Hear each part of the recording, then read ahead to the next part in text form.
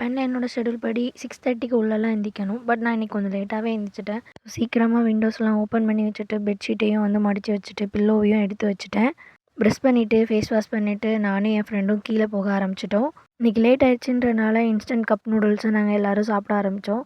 சாப்பிட்டு முடிச்சதுக்கப்புறம் அந்த குப்பையை அப்படியே போட முடியாது. ஸோ கழுவிட்டு அதை வந்து எரிக்கிற குப்பையில் போட்டோம்.